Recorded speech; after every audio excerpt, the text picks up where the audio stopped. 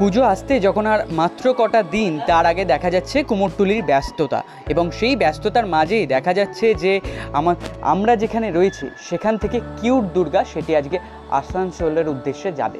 তবে এই কিউট দুর্গা কে বানিয়েছে, আসুন তার সাথে কথা বলবে এবং এই আইডিয়া কেন।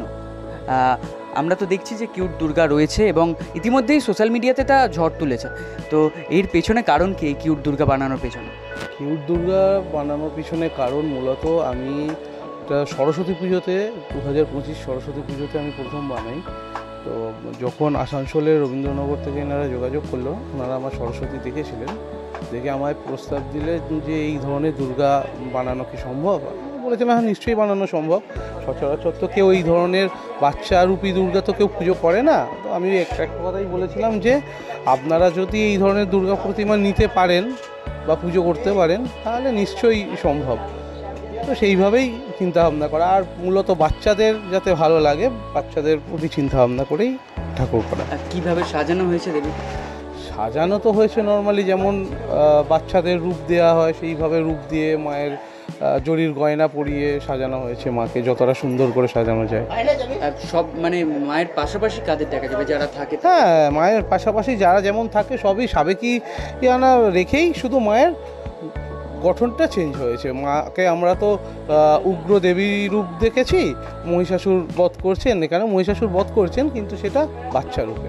এই যে বাচ্চা রূপে তাকে দেখা যাচ্ছে এবং সেই দেখাকে ঘিরে যে ঝড় উঠেছে তাকে নিয়ে কি বলবে? কারণ ইতিমধ্যেই ভাইরাল একটি ঠাকুর বলা যেতে পারে।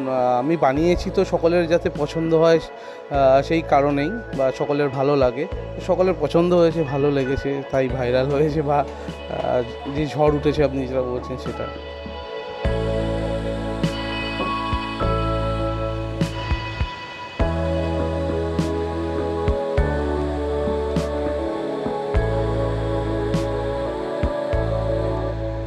এই ঠাকুরটা যাবে আসানসোল রবীন্দ্রনগর উন্নয়ন সমিতি, বানপুর রোডের উপরে।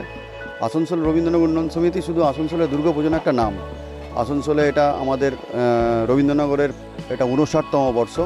আমরা প্রতি বছর পুজোতে কিছু না কিছু চমক দিই। এবারে আমাদের কিউট দুর্গা একটা আসানসোলের বুকে একটা, শুধু আসানসোল না সারা পশ্চিমবঙ্গব্যাপী একটা চমক আছে এটা।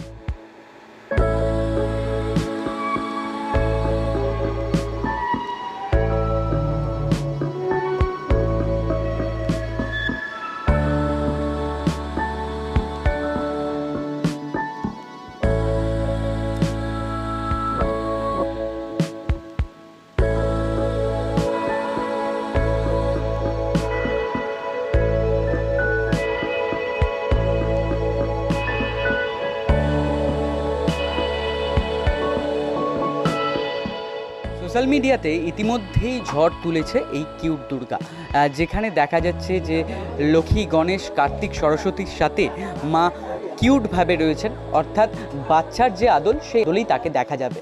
আসানসোলে যাবে এই প্রতিমা এবং ইতিমধ্যেই যারা উদ্যোক্তারা রয়েছেন পুজো কমিটির তারাও এসেছেন এই প্রতিমাকে তাদের মণ্ডপে নিয়ে যাওয়ার জন্য। অর্থাৎ সব মিলিয়ে যখন পুজোর আগে জোর কদমে শহর কলকাতাতে প্রস্তুতি চলছে দুর্গাপুজোর, ঠিক একইভাবে আসানসোলেও যাচ্ছে কুমোরটুলির এই কিউট দুর্গা।